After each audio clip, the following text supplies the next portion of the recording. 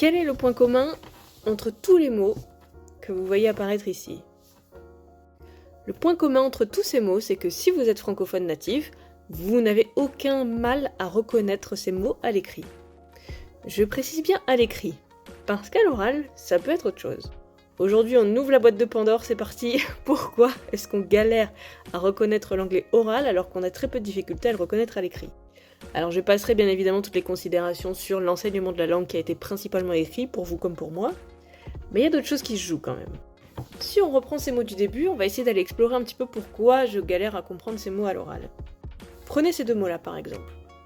En français, je vais les prononcer président et ambulance. En anglais, il y a un phénomène particulier qui s'appelle l'accent tonique et qui vient carrément chambouler nos oreilles de francophones. Par exemple, président va se prononcer president. Alors, outre le fait que le son en disparaît, il y a en plus le president. President. L'accentuation est sur le début du mot. Et cet accent tonique sera toujours au même endroit dans le mot, peu importe où il se trouve dans ma phrase. Le président va se dire the president. Nanana.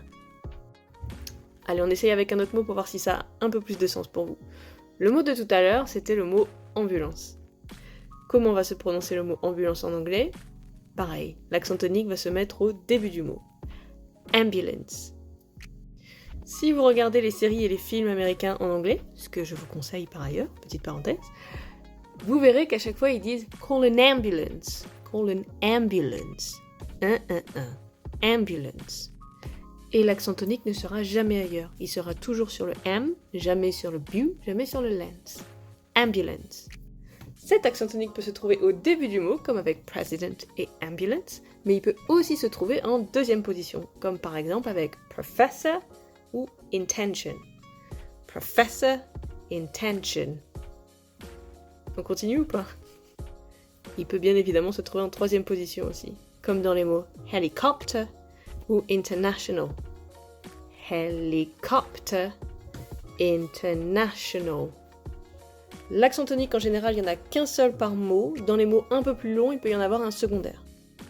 Comme dans le mot international de tout à l'heure, il y a l'accent principal sur le na et un petit accent secondaire au tout début du mot, international.